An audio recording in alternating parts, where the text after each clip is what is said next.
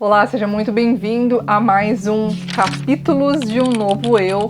É a leitura desse nosso livro aqui que está atrasadinha. E eu peço mil desculpas e gratidão pela paciência em esperar que esse quinto capítulo saísse na semana passada, né, no último domingo. Era para ter saído o quinto capítulo e ele foi gravado e infelizmente eu perdi o áudio desse vídeo por culpa toda minha.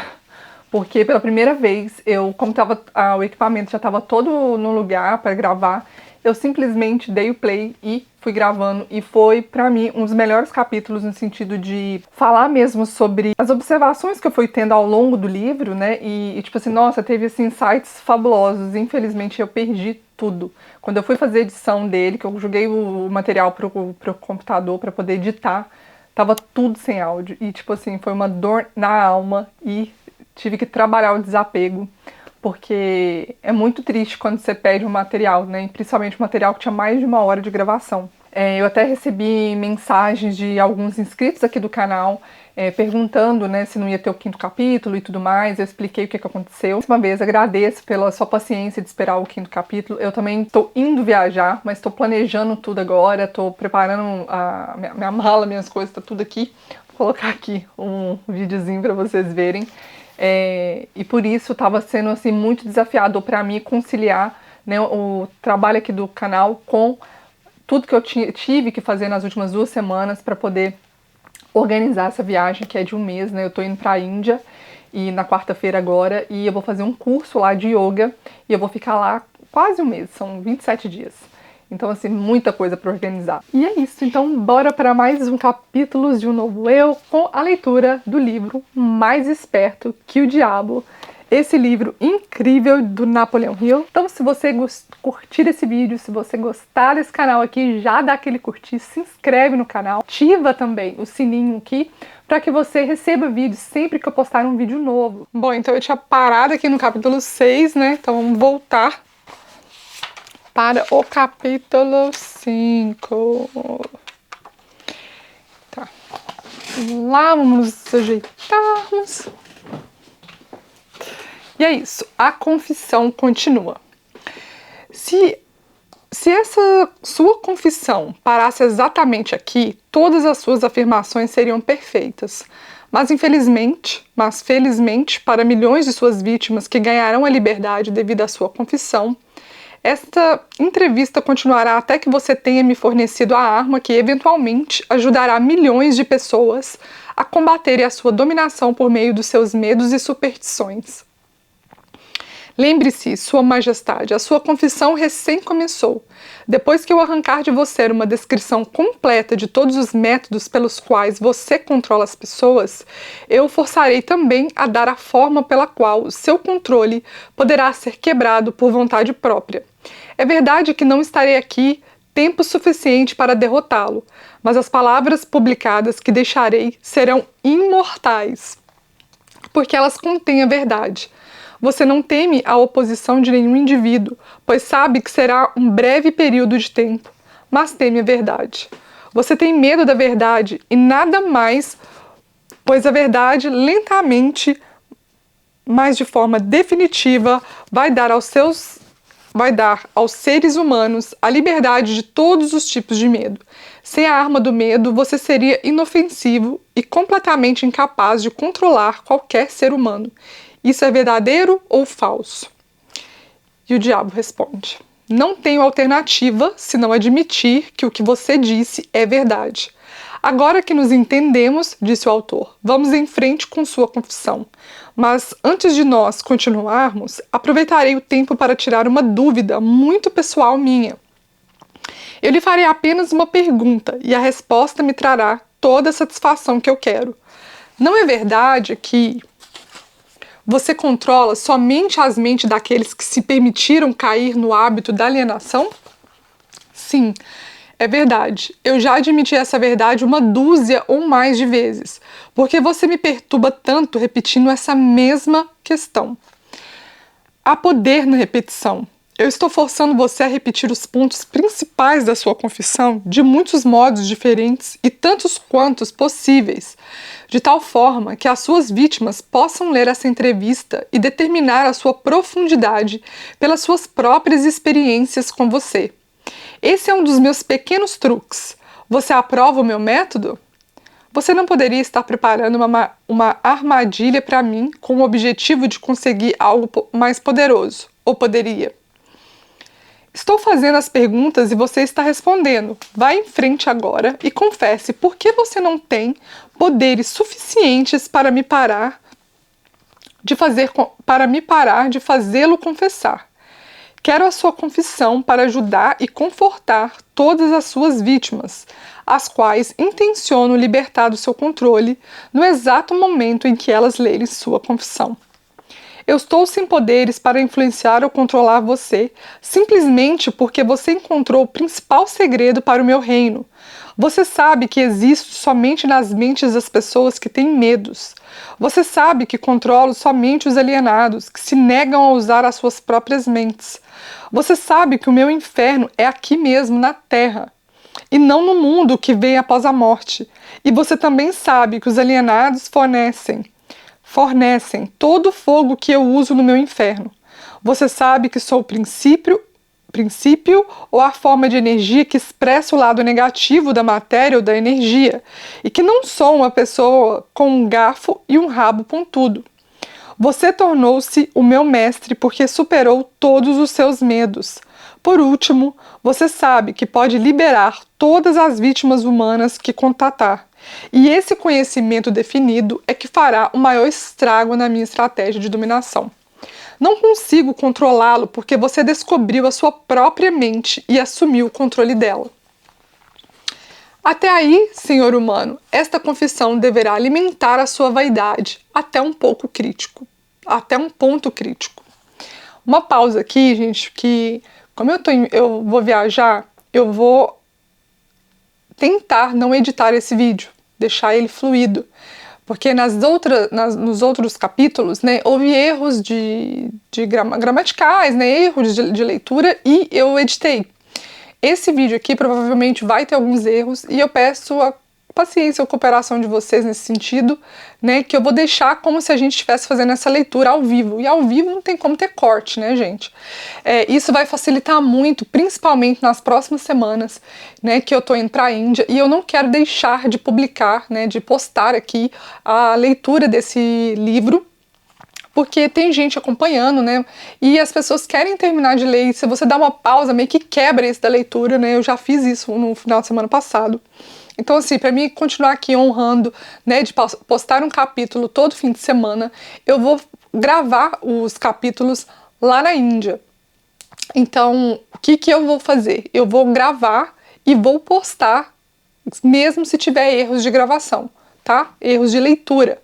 Porque lá eu não vou ter tempo para me poder sentar no computador e editar, porque, gente, às vezes, eu tava até conversando com um inscrito, e a pessoa falou, mas nossa, é só gravar, né, e postar.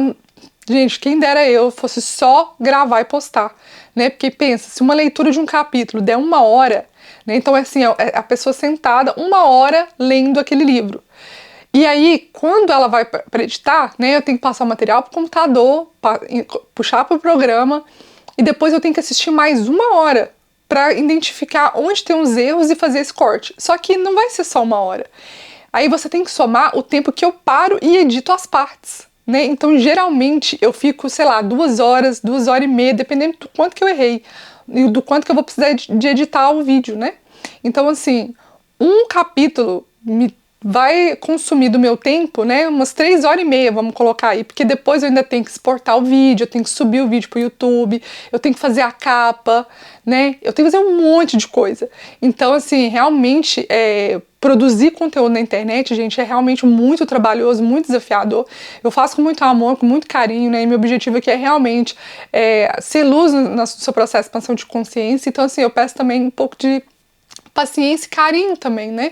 Porque nem sempre o vídeo vai sair exatamente no dia que eu tinha planejado, às vezes vão acontecer imprevistos, né? Igual aconteceu no final de semana passado. Eu falei pra minha inscrita que eu ia postar com antecedência, também não consegui, né? Tô aqui agora, é domingo, tô gravando, né? Depois que eu consegui finalizar as outras tarefas, né? Que eu tive que colocar na frente disso, porque, né? Eu também tenho meu outro trabalho, que não é só o YouTube, então, assim, realmente é muito corrida a minha vida mesmo. Então, na Índia, eu vou continuar gravando pra você e eu vou até tentar ver se eu faço isso ao vivo, sabe? Porque ao vivo eu já gravo e o próprio YouTube, né, já tá tudo ali configurado para o vídeo já ser postado e pronto, né? E aí não tem tanto trabalho, porque eu realmente estou indo para fazer esse curso e ele é muito puxado mesmo, assim, tipo assim, a gente fica de 6 às 8, né, fazendo aulas, fazendo parte teórica, assim, é realmente muito intensivo e, enfim, no meu tempo livre, que acho que vai ser um dia na semana, né, é o dia que a gente pode relaxar, pode dar uma passeada e tudo mais. Então, assim, se eu for tirar desse dia 4, 5 horas para gravar e editar, né, eu praticamente sinto que vou perder essa grande oportunidade que eu tô tendo de fazer um curso de yoga que era um sonho mesmo. Então eu quero realmente viver aquela experiência, né, e desconectar um pouco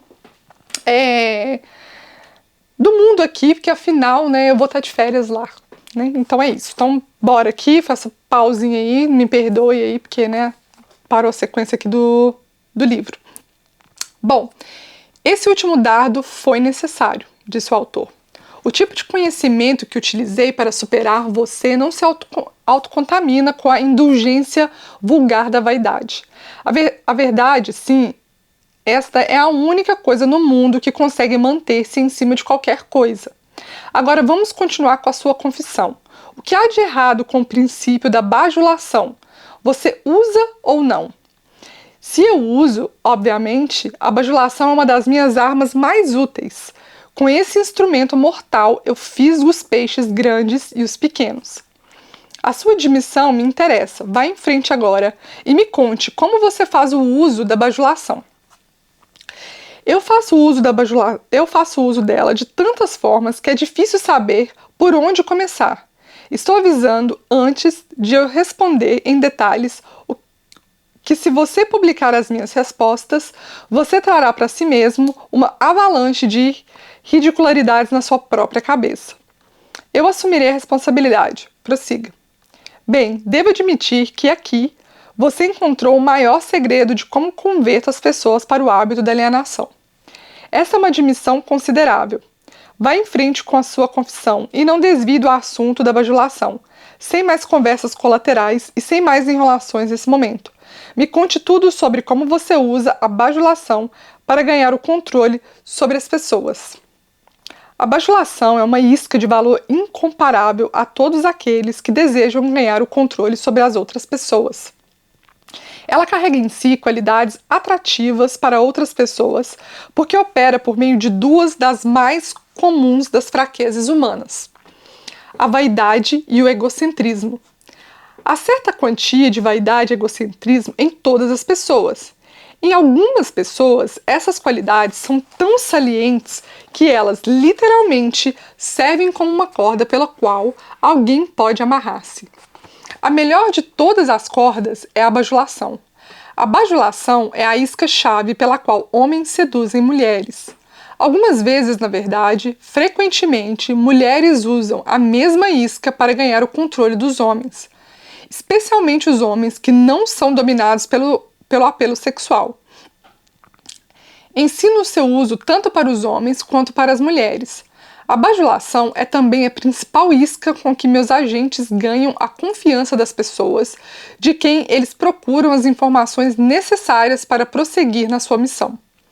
Onde quer que alguém pare para alimentar a sua vaidade pela bajulação, lá estou eu colocando o primeiro tijolo para construir mais um alienado.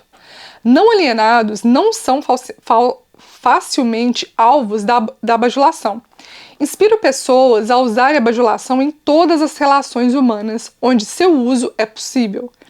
Porque todos aqueles que são influenciados pela bajulação tornam-se vítimas fáceis do hábito da alienação. Você consegue controlar qualquer um que seja suscetível à bajulação? muito facilmente. Como eu já disse, a bajulação é de grande importância em tornar as pessoas presas fáceis ao hábito da alienação. Com que idade as pessoas são mais suscetíveis à bajulação? Idade não tem a ver com a susceptibilidade à bajulação. As pessoas respondem a ela de uma forma ou outra a partir do momento em que elas se tornam conscientes de sua própria existência até a sua morte. Por meio de que forma as mulheres podem ser facilmente bajuladas? Por meio da sua vaidade. Diga a uma mulher que ela está bonita ou que ela se arruma fantasticamente bem. Qual a forma mais efetiva de fisgar os homens? Egocentrismo com I maiúsculo. Diga a um homem que ele tem um corpo forte como Hércules ou que ele é um grande homem de negócios e ele perderá totalmente a faculdade da razão e ficará dominado por um sentimento egocêntrico. Depois disso, você sabe o que acontece. Todos os homens são assim? Não. 2 a cada 100 homens têm o seu ego tão sob controle que mesmo um bajulador profissional não conseguiria perfurar a sua pele, mesmo com uma faca de açougueiro. Como uma mulher esperta consegue aplicar a arte da bajulação no momento de atrair os homens? Pelo amor de Deus, homem, tenho que desenhar o método dela para você? Você não tem imaginação? Gente, o diabo zoando com a cara do autor. Ah, sim, tem imaginação suficiente, Sua Majestade, mas estou pensando naqueles pobres homens do mundo que precisam entender a técnica exata com que eles podem ser bajulados para caírem no hábito da alienação. Vá em frente e conte-nos como uma mulher pode fisgar homens ricos e espertos. Este é o truque diabólico das mulheres, mas considerando que você está pedindo a informação, nesse momento não tem escolha senão revelá-lo. As mulheres influenciam os homens por meio de uma técnica que consiste basicamente em, primeiro, na habilidade de forjar um tom de voz suave e quase infantil. Quem nunca fez isso, atire a primeira pedra. Gente, é importante a gente dizer uma coisa aqui, né, que eu tô aqui brincando, que essa questão de, como ele falou assim, esse é um truque diabólico das mulheres. Gente, é importante a gente não levar isso para o lado pejorativo, não levar que o autor ou o possível diabo aí tá querendo falar mal de nós mulheres, só porque isso aqui que o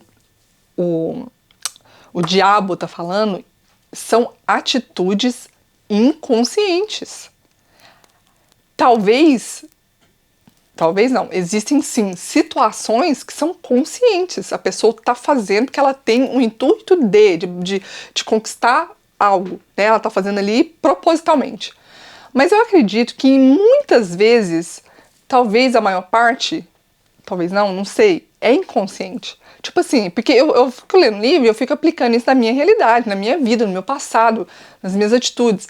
E eu já fiz isso, né? Às vezes você tá ali com seu namorado, né, com seu parceiro e tudo mais, e às vezes você quer um dengo, às vezes você quer chamar pra fazer uma coisa que talvez ele não vai gostar, você usa o jeitinho, né?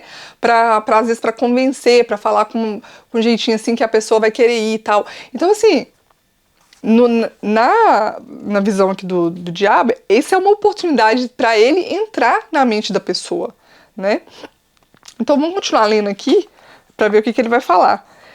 Mas é isso, sabe? Não leve para o lado pejorativo. Entenda que existem casos e casos e que muitos são inconscientes, né?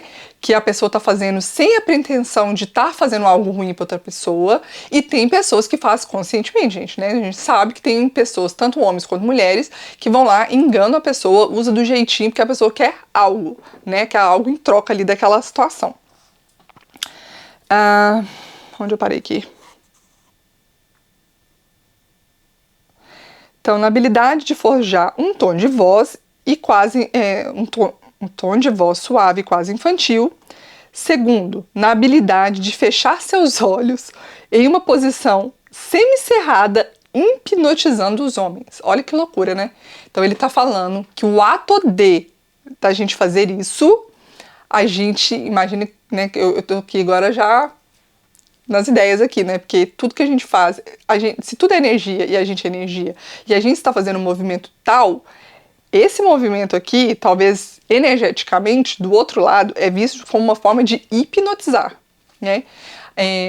Eu tô fazendo uma correlação aqui muito interessante, porque às vezes as pessoas falam sobre macumba, sobre voodoo, sobre não sei o que, não sei o que, não sei o que lá, sem saber que às vezes a gente faz isso todo dia, toda hora, né? Porque toda vez que a gente fala mal de alguém, que a gente pensa mal de alguém, que a gente sente alguma coisa negativa pra alguém, a gente envia uma energia pra essa pessoa. E essa energia negativa que a gente tá enviando, eu tô rindo aqui porque é muito louco, né? Como o mundo espiritual é muito poderoso e a gente às vezes não tem consciência disso, né? E até eu que sei disso, gente, né? Também não tô livre de fazer, porque eu tô aqui na dualidade, tô aqui aprendendo, tô aqui evoluindo e por isso que é tão importante buscar o autoconhecimento, a autoobservação, para que quando a gente começar a fazer isso, a gente volte pro agora e fala cancelado, não vou fazer assim, não vou pensar assim. E às vezes nem sempre é possível, né? Às vezes algo muito ruim aconteceu com você e fica difícil você ter essas tá centralizado ali, né? Tá aqui no agora e tudo, e voltar pro momento presente e perceber que esse não é o melhor caminho. Mas a gente tá aprendendo e só da gente fazer isso aqui, uma vez aqui, outra ali, a gente vai reforçando essa ideia, porque é uma coisa que a gente tem que fazer realmente a nossa mente, né? Praticar essa questão da autoobservação, porque essa para mim é uma das principais ferramentas do autoconhecimento, é a autoobservação. Sem ela você não evolui. Porque para você evoluir, você tem que ter uma consciência, você tem que compreender que existe um ser aqui, né? Como eu posso dizer? Que um ser que realmente está aqui em você, que observa todos os seus atos, e esse é seu eu superior, é seu eu em essência, né? Esse eu que observa aquilo que você está pensando, observa aquilo que você está sentindo, e essa essência é que vai fazer você evoluir, porque através dessa autoobservação você vai começar a mudar padrão, você vai começar a mudar atitudes, você vai buscar se melhorar como pessoa, né? Então, sem autoobservação, a gente fica muito difícil. Eu acho que, na verdade, fica impossível você realmente evoluir. Porque como você vai evoluir se você não observa se o que você está fazendo é bom ou não? Se você está só no automático, entende? Então, vamos lá. Aí, pergunta aqui do autor. Isso é tudo que há no mundo da bajulação? Não, essa é apenas a técnica. Aí vem a razão pela qual uma mulher usa essa técnica como uma isca. O tipo de mulher que você talvez tenha em mente nunca se vende a um homem e muito menos lhe dá algo em troca. Em vez disso, ela vende a ele o seu próprio egocentrismo. Isso é tudo que as mulheres usam quando elas desejam bajular os homens. Essa é a coisa mais eficaz que elas podem usar. Isso funciona muito bem quando o apelo sexual fica em segundo plano. Isso me leva a acreditar, então, que homens grandes, fortes e espertos podem acabar sendo manipulados pelo uso da bajulação da mesma maneira como se fossem criaturas vulneráveis? Isso é possível? Se isso é possível, isso está acontecendo exatamente agora, neste minuto. Além disso, ao menos que eles sejam não alienados, quanto mais sedentos eles vêm, tanto mais forte a sua queda quando uma bajuladora profissional usa sua tática com eles. Conte mais alguns dos seus truques com os quais você faz com que as pessoas se alienem na vida. Um dos meus mais efetivos instrumentos é o fracasso. A maioria das pessoas começa a se alienar tão logo elas encontram a adversidade, e raramente uma a cada 10.000 permanecerá tentando após fracassar 2 ou 3 vezes. Gente, eu vou ler de novo. Uma a cada 10.000 permanecerá tentando após fracassar 2 ou 3 vezes. E aí fica a pergunta: somos a uma ou somos as 10.000?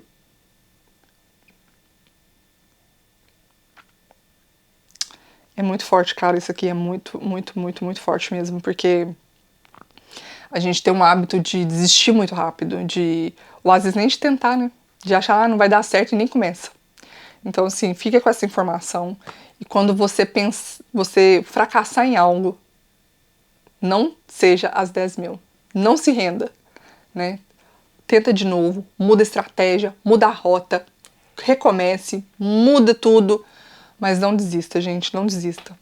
vai ter dias que a gente vai querer desistir. Nossa, quantas vezes eu já quis desistir, às vezes é do canal, às vezes de outras coisas, de um curso e tal, e aí eu falo, só dá tempo ao tempo, amanhã é outro dia, as energias vão estar renovadas e tudo mais, e aí eu falo, ai que bom, tô forte ainda, bora que vai dar certo, sabe?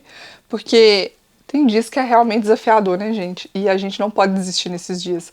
A gente só pode desistir de algo quando a gente tá ali, toma essa decisão consciente, sabe?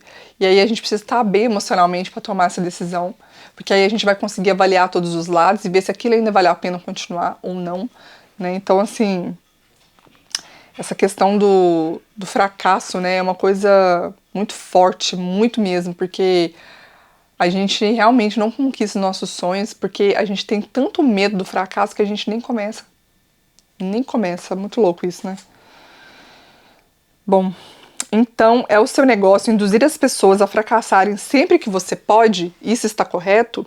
Sim, isso está correto. O fracasso acaba com a moral, destrói a autoconfiança, liquida com o entusiasmo, enfraquece a imaginação e afasta qualquer tipo de propósito definido.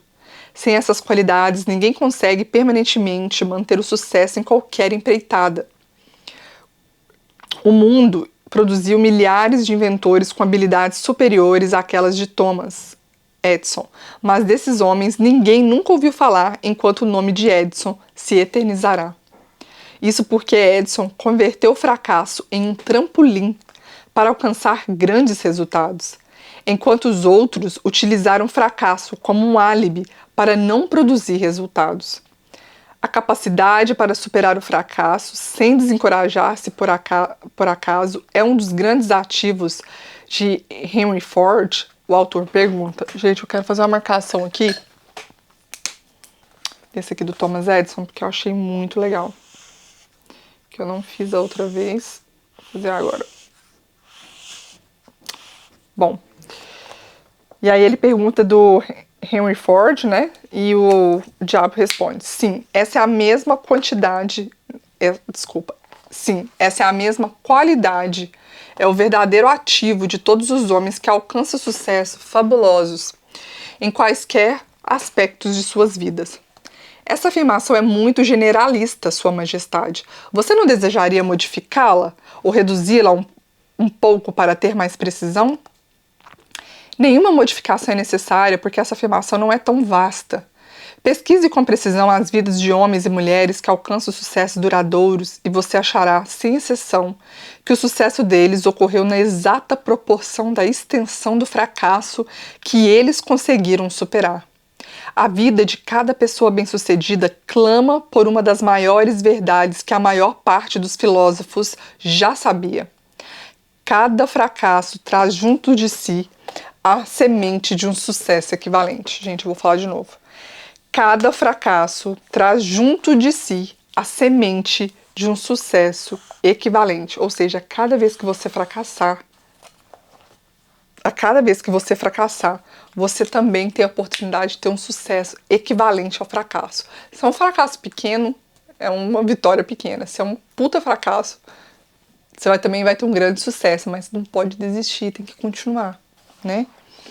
Mas a semente não germinará e crescerá sob a influência de um alienado.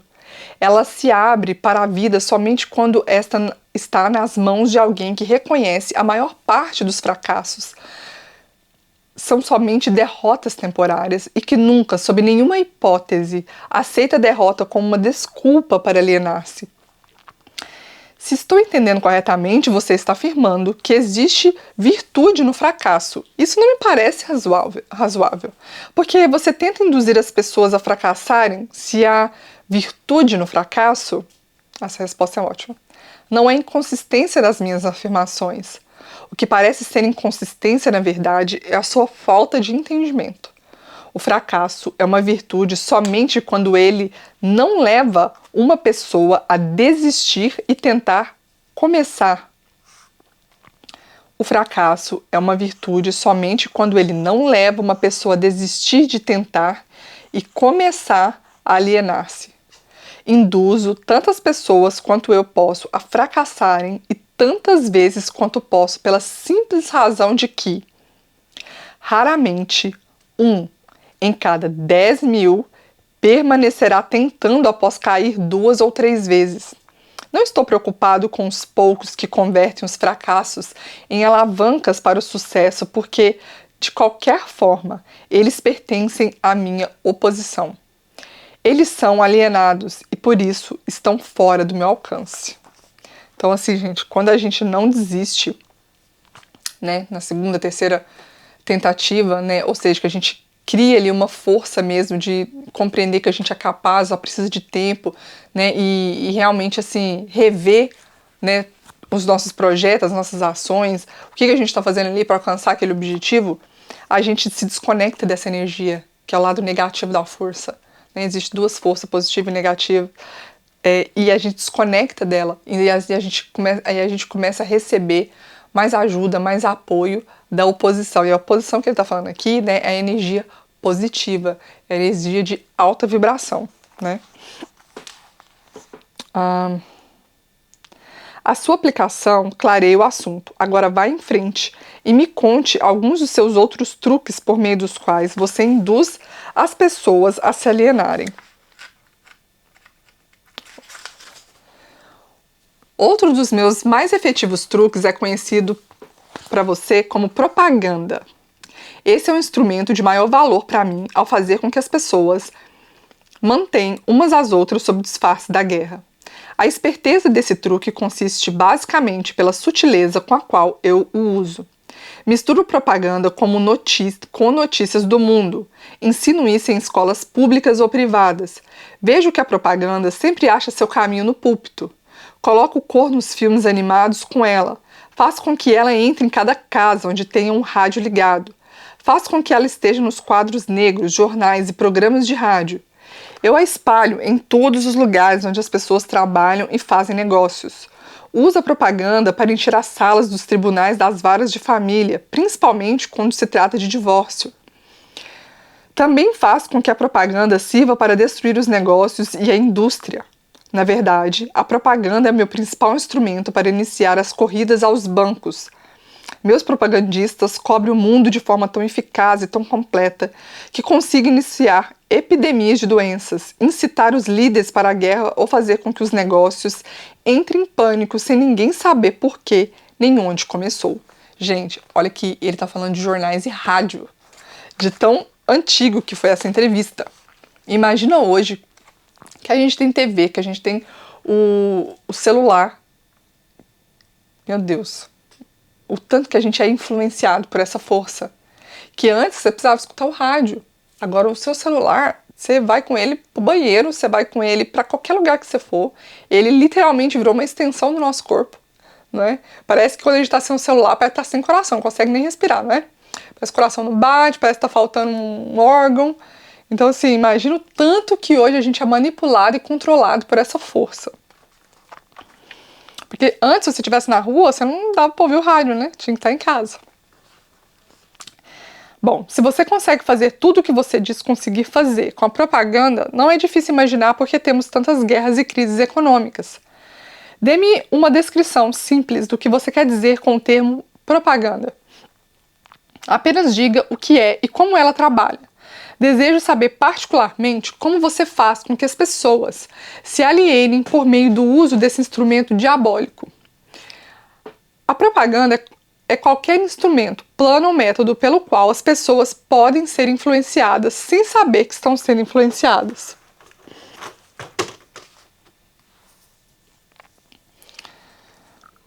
Me perdi.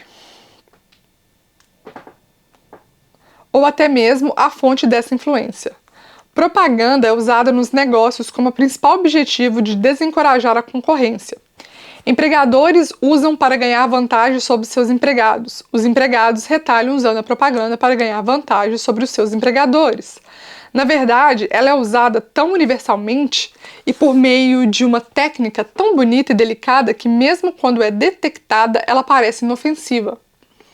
Eu suponho que alguns dos seus garotos nesse exato momento estão engajados em preparar as mentes dos americanos para se alienarem para aceitar alguma forma de ditadura. Conte-me como eles trabalham.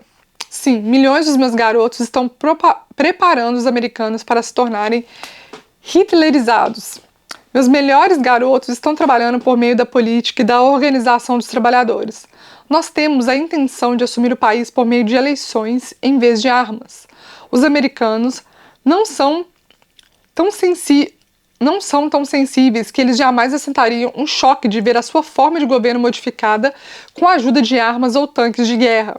Então, os nossos garotos da propaganda estão servindo a eles uma dieta que eles engolirão, preparando uma luta entre empregadores e empregados e fazendo com que o governo se volte contra a indústria e o comércio. Quando a propaganda estiver feito seu trabalho por completo, um dos meus garotos servirá como um ditador. E os 9 velhos da Suprema Corte, com suas tolas noções de Constituição, partirão. Todos terão um emprego ou serão alimentados a partir dos cofres do governo. Quando as barrigas dos homens estão cheias, eles alienam-se livremente com aqueles que lhes dão o que comer. Homens famintos saem do controle. Nossa, gente, isso aqui já me lembrou a quantidade de... Não vou falar de política aqui, não. Vamos seguir em frente. Me pergunto quem inventou o sábio truque que você chama de propaganda. Baseado no que você me contou sobre a sua fonte e a natureza da propaganda, entendo por que ela é tão letal. Somente alguém tão esperto quanto a Sua Majestade poderia ter inventado tal instrumento que ferisse a razão, destronasse a vontade própria e seduzisse homens para o hábito da alienação. Por que você não usa o poder da propaganda para ganhar controle das suas vítimas, em vez de subjugá-las pelo medo e aniquilá-las por meio da guerra? Next page. Próxima página. Bom, o que é o medo do diabo se não propaganda? Você não observou a minha técnica cuidadosamente? Ou teria visto que sou o maior propagandista do mundo?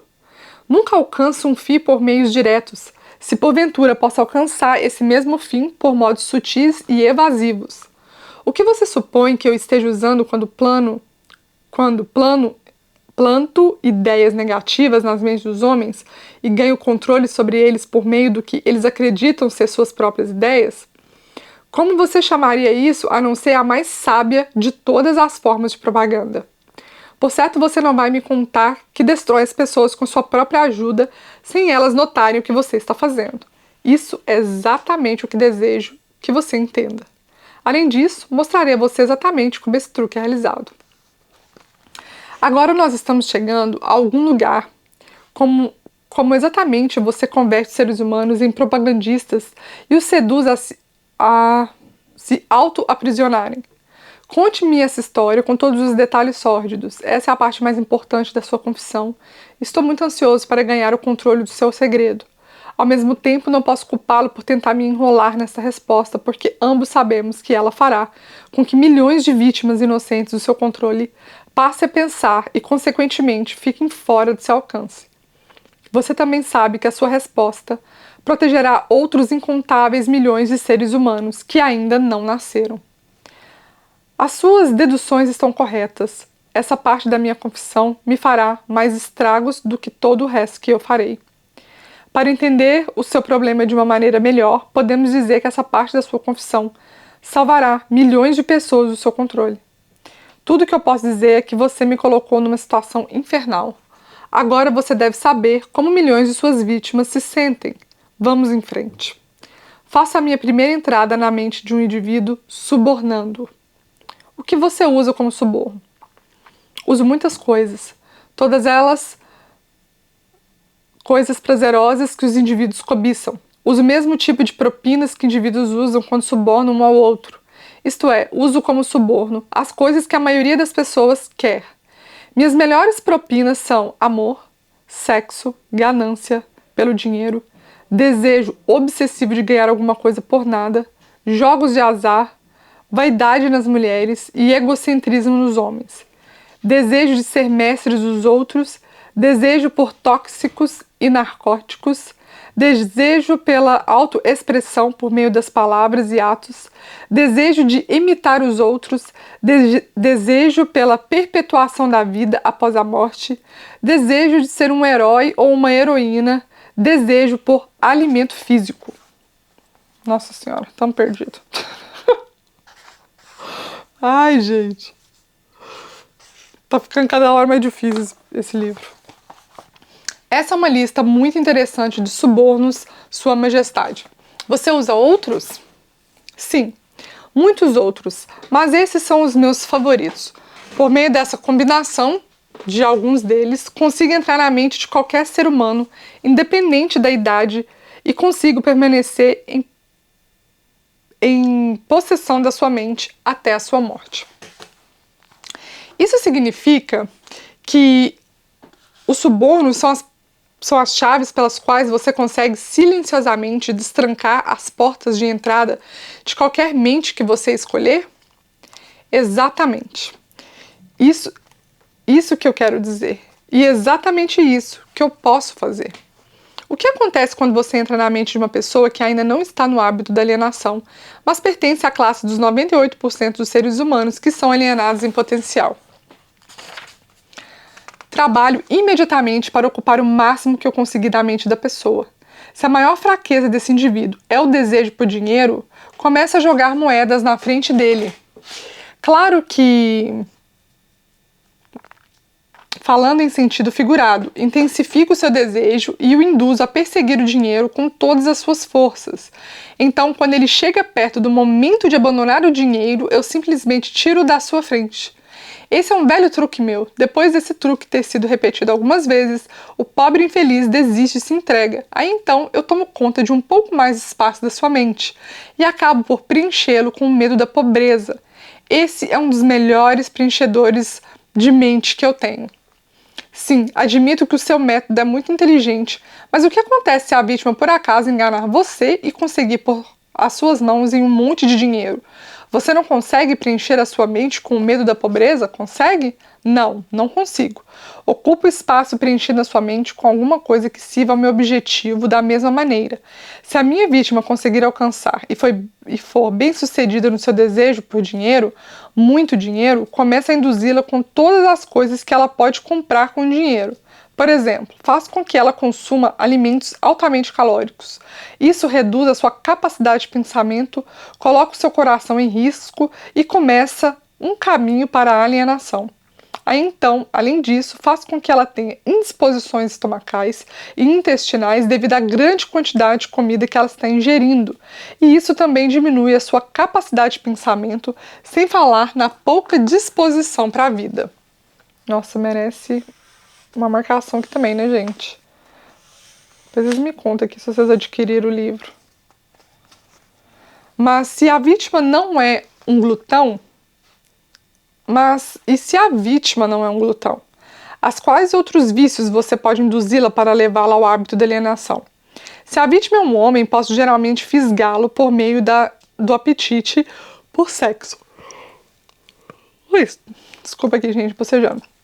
Autoindulgência em sexo faz mais homens caírem no hábito da alienação e fracassarem do que todas as outras causas combinadas. Quer dizer então que comida e sexo são duas de suas iscas mais certeiras?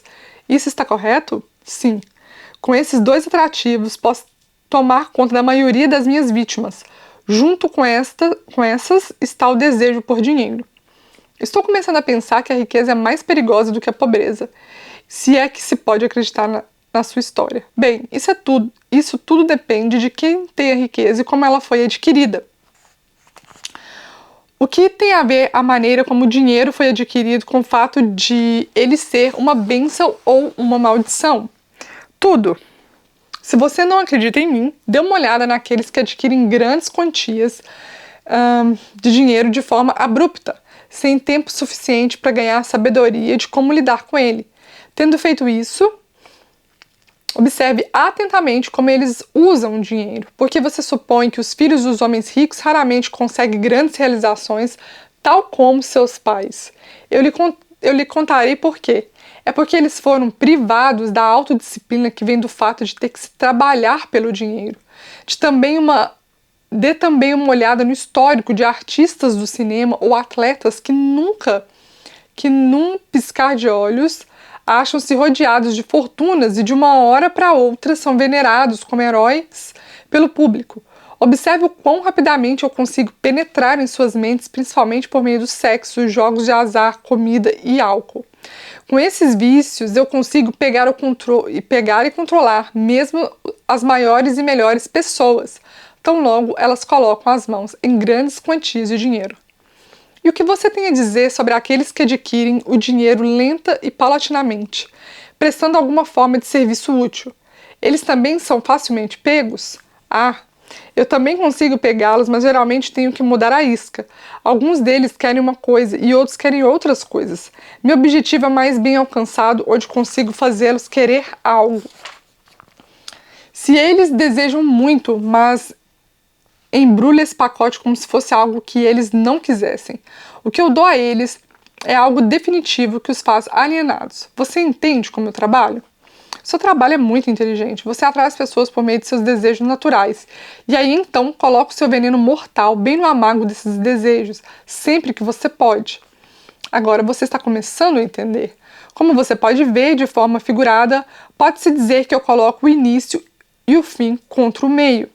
De tudo que você diz, pude entender que você não consegue induzir um não alienado e ajudá-lo a ganhar o controle da sua mente com esses seus tipos de suborno. Está correto? Isso é exatamente correto. Posso e também me interesso em dar propinas a todos os não alienados, porque uso como suborno as coisas que todas as pessoas naturalmente desejam. A diferença é que o não alienado assemelha-se a um peixe que rouba a isca do anzol, mas recusa-se a ser fisgado. O não alienado tira da vida o que quer que ele queira, mas ele o faz nos seus próprios termos. O alienado tira o que quer que ele consiga da vida, mas tudo que ele tira, ele consegue nos meus termos. Por analogia, pode-se dizer de outra forma que o não alienado pega o dinheiro emprestado de um banco legítimo, se ele realmente quer e paga uma taxa de juros decente. O alienado dirige-se a um agiota e empenha o seu relógio e paga uma taxa de juros suicida pelo seu empréstimo. Então eu concluo por todas as suas afirmações que no fim das contas as suas mãos estão de alguma forma ligadas em todas as misérias e problemas das pessoas, mesmo que a sua presença não seja visível. Na verdade é uma pergunta aqui, vou repetir. Então eu concluo por todas as suas afirmações que no final das contas as suas mãos estão de alguma forma ligadas em todas as misérias e problemas das pessoas, mesmo que a sua presença não seja visível. Todos os meus trabalhadores que trabalham contra a vontade são, na verdade, os meus melhores operários. Como você pode ver, os meus trabalhadores que não são conscientes do trabalho que fazem são todos aqueles que eu não consigo controlar com alguma combinação de propinas. Pessoas que tenho que controlar pelo medo ou alguma forma de tragédia. Elas não desejam servir a mim, mas não conseguem evitar porque elas estão eternamente ligadas a mim pelo hábito da alienação. Agora estou começando a entender melhor a sua técnica. Você suborna suas vítimas por meio dos seus desejos naturais e as leva a se alienarem se elas responderem aos seus atrativos? Se elas se recusarem a responder, você planta a semente do medo nas suas mentes ou prepara armadilhas para elas com algum tipo de infortúnio, atando-as enquanto elas estão no auge da depressão? Esse é o seu método? É exatamente assim que eu trabalho. Muito esperto, você não acha? Quem você prefere que sirva como seu propagandista? Os jovens ou os velhos? Os jovens, é claro, porque eles podem ser influenciados pela grande maioria dos meus atrativos muito mais facilmente que as pessoas com mais idade, que já têm um julgamento mais maduro. Além disso, eles vão permanecer mais tempo ao meu serviço no planeta. Sua Majestade me deu uma clara descrição do que é alienação. Agora me diga o que deve ser feito para assegurar-se contra o hábito da alienação. Eu quero uma fórmula completa que qualquer um possa usar. A proteção contra a alienação encontra-se facilmente dentro de cada ser humano que tem um corpo normal e uma mente afiada. A autodefesa pode ser aplicada por meio desses simples métodos.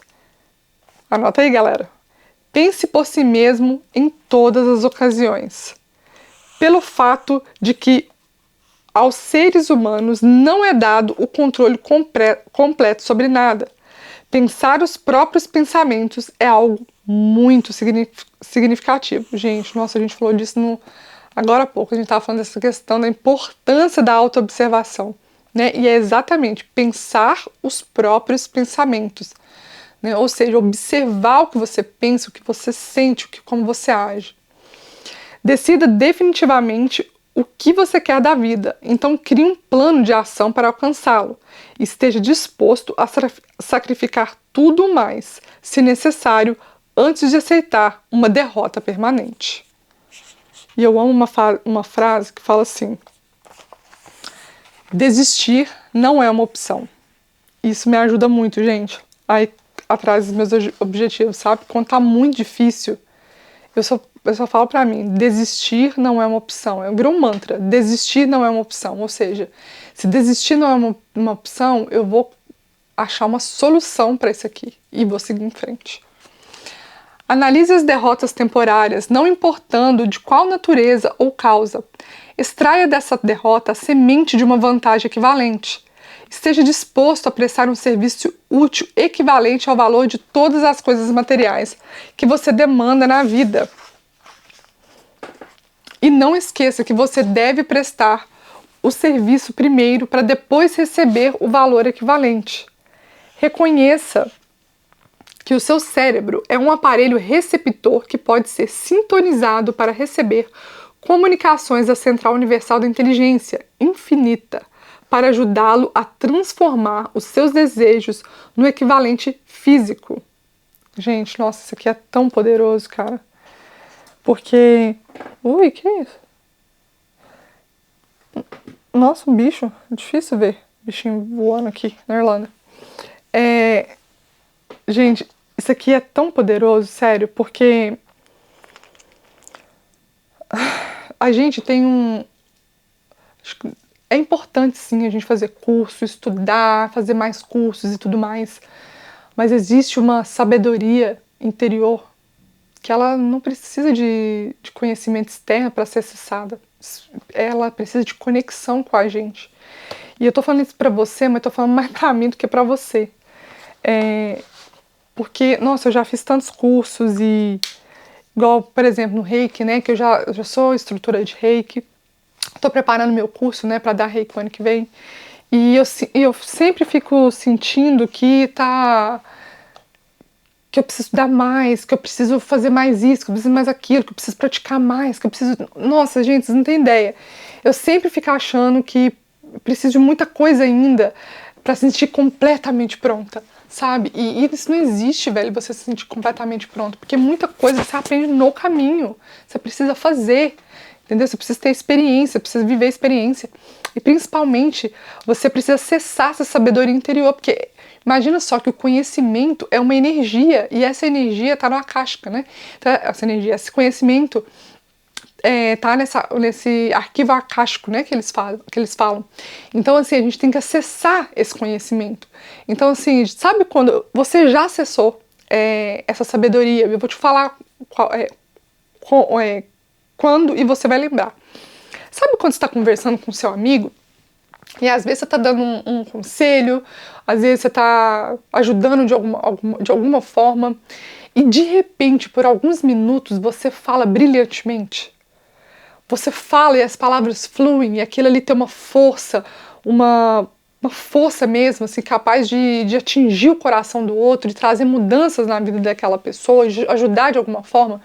Sabe aquela inspiração que vem, você fala brilhantemente, ou às vezes você tem uma atitude, um pensamento, uma decisão, enfim. Você acessou a sua sabedoria interna. Você acessou um mestre que existe dentro de você, com todas as vidas que você já teve, com todas as experiências que você já teve, com tudo que você já aprendeu, né? E a gente tem um eu superior que está a anos-luz à frente dessa nossa encarnação aqui, dessa vida aqui.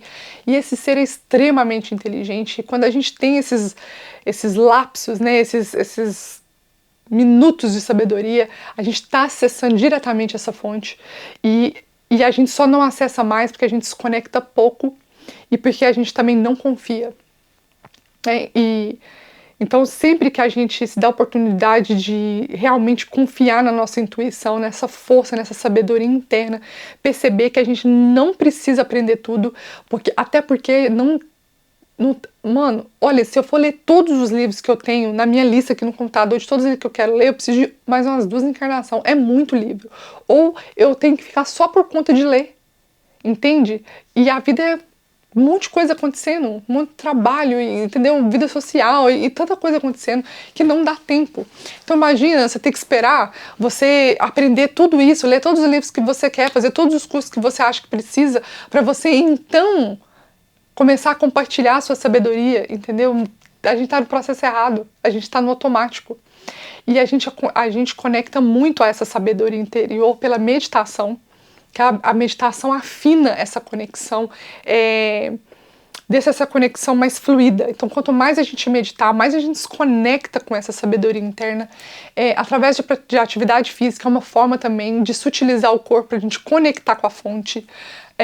Alimentação mais leve também ajuda a sutilizar o corpo, se conectar com a fonte, conectar com a sabedoria. Então, assim, a gente tem que estudar, a gente tem que fazer curso, a gente tem que ler, a gente tem que buscar autoconhecimento, conhecimento, com certeza. Mas, principalmente, a gente também tem que aprender, dar espaço para que a gente se conecte-se com a sabedoria interna que tem dentro de nós. E essa conexão, ela tá aqui a qualquer momento, ela tá 24/7, sabe? 24 horas, 7 dias por semana, todos os dias do ano.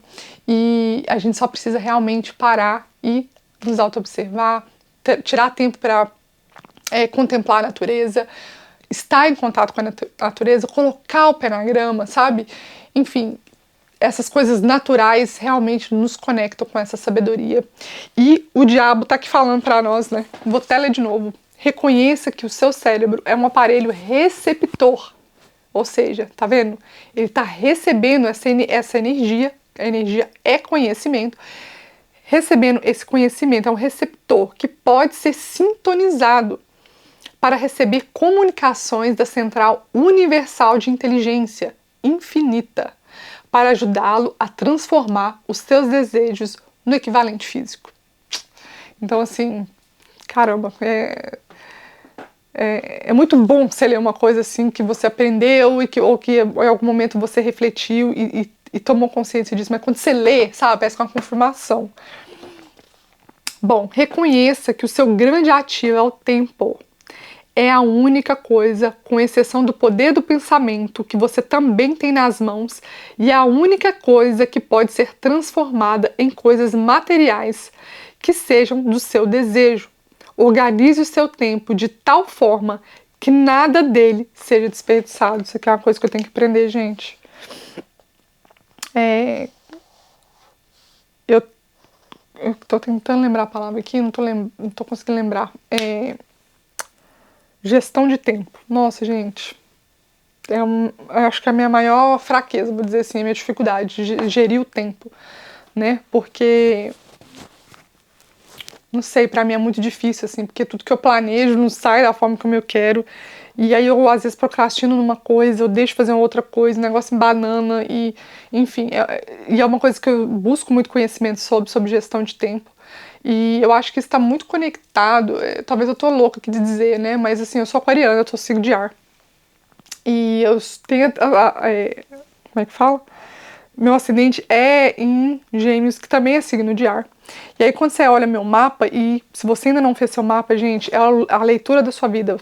E acho que para mim o primeiro pilar do autoconhecimento, né, essa autoobservação, depois fazer o mapa astral, porque ele traz respostas de perguntas que você tinha que você nem tinha consciência que tinha. Então, assim, ler você, sabe? Então, assim, busque um tarólogo, não, gente, um astrólogo bom que faça, né, a leitura do seu mapa, porque realmente, assim, nossa, você começa a compreender muitos dos seus desafios, aquilo que você fala que é seu defeito, na verdade, é algo que você precisa lapidar em você. É uma característica e isso tira um peso das nossas costas, principalmente do auto-julgamento, né? A gente se julga muito. E no meu mapa, né, tem essas questões dos elementos, e eu tenho pouca terra no meu mapa. E ter pouca terra no mapa, né, isso vai ter uma dificuldade maior em conquistar coisas materiais, por exemplo, né, de se organizar, de fazer as coisas ficar, sabe, coisas fluídas. E eu acho que, na minha concepção, que eu posso estar errado, se eu tiver, por favor, deixe aqui nos comentários, me ajude com isso. Que pra mim, assim, essa questão de gestão do tempo é exatamente isso, entendeu? Gerir esse tempo aqui na Terra para me conseguir alinhar todos os meus projetos para que as coisas fluam. Porque se você realmente não cuidar do seu tempo, você não realiza exatamente nada. Bom, reconheça a verdade que o medo geralmente é um preenchedor de espaço que o diabo utiliza para ocupar a porção disponível da sua mente.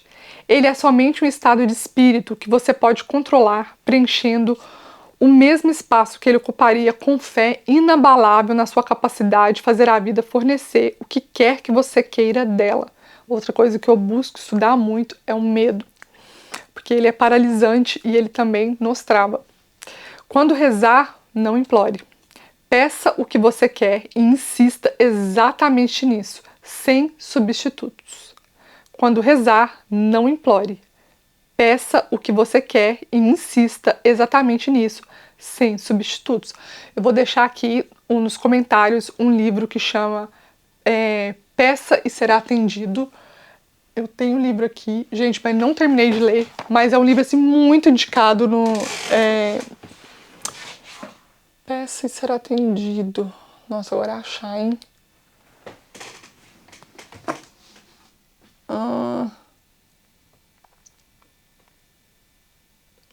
Cadê? Ai, gente, não sei. Vou tomar muito tempo. Como eu não quero editar um vídeo...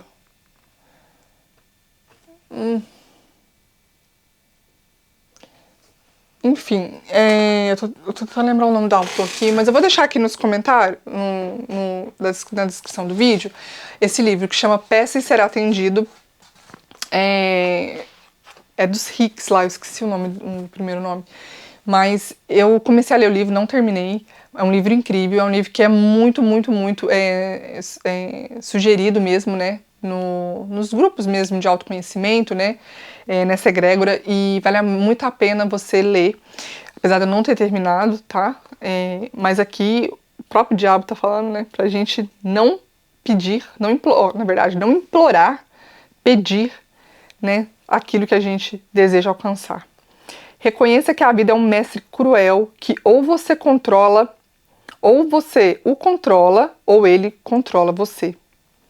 Não há meio termo. Nunca aceite da vida qualquer coisa que você não queira.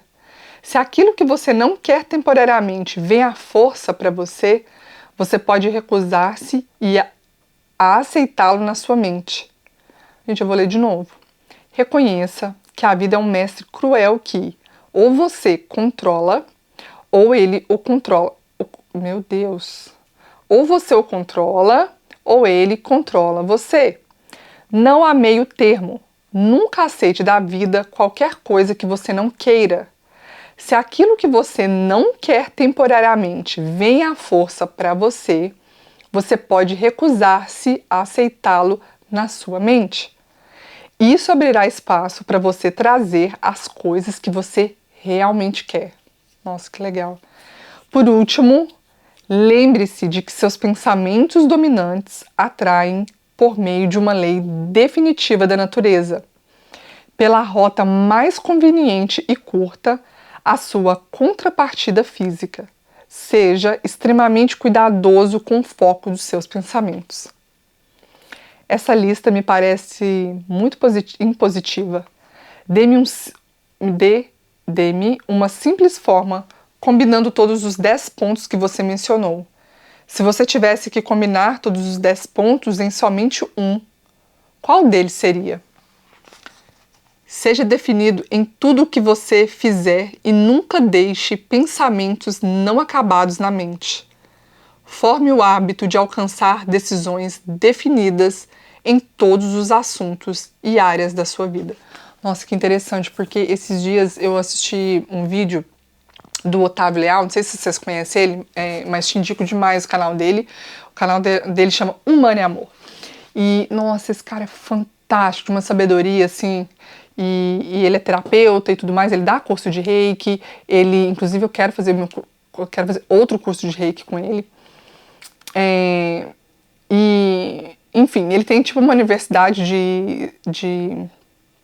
de terapias holísticas, né? E ele estava falando de Gestalt, né? Que Gestalt vem da psicologia, né? E ele estava falando exatamente sobre isso aqui, ó, né? De não deixar pensamentos não acabados na mente, né? Muito legal também, se você quiser assistir esse vídeo, só você colocar... acho que se você colocar Humano é Amor, Otávio Leal, Gestalt, você vai achar o vídeo. Foi um dos últimos vídeos que ele postou. Bom, e na última pergunta do capítulo 5, pode o hábito da alienação ser quebrado? Ou ele se torna permanente uma vez tendo sido formado? O hábito pode ser quebrado se a vítima tiver força de vontade suficiente, considerando-se que leva tempo para conseguir. Existe um ponto de ruptura em que o hábito nunca mais pode ser quebrado. Além desse ponto, a vítima torna-se minha. Ela se parece como uma mosca que foi pega numa teia de aranha. Ela pode lutar, mas não consegue desvencilhar-se. Cada movimento que ela faz a torna mais enredada. A teia na qual enredo as minhas vítimas permanentemente, na verdade, é uma lei da natureza que ainda não foi nem entendida, nem estudada pelos homens da ciência. Uau! Bom, e aqui a gente termina o 5º capítulo de Mais Esperto que o Diabo. Nossa, gente, esse livro realmente é fantástico. E eu tô muito feliz, na verdade, de ter... Acho que nada acontece por acaso. Porque eu gostei muito de tudo que foi falado no outro vídeo, né? Dos insights que eu tive, mas agora, nossa, por isso que eu falo, quanto mais a gente lê, mais insight a gente tem. E a leitura de hoje foi muito melhor, eu gostei demais.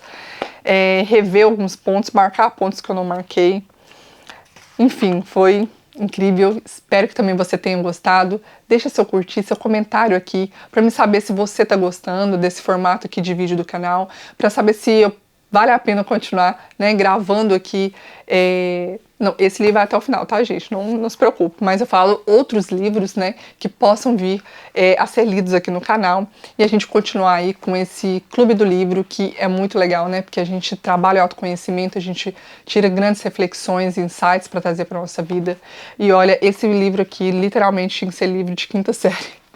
Porque, tirando alguma coisinha ou outra, né? Porque umas coisas aqui que é muito para quem é muito novo não faria tanto sentido, mas em geral esse é um livro assim mesmo para realmente direcionar a nossa vida.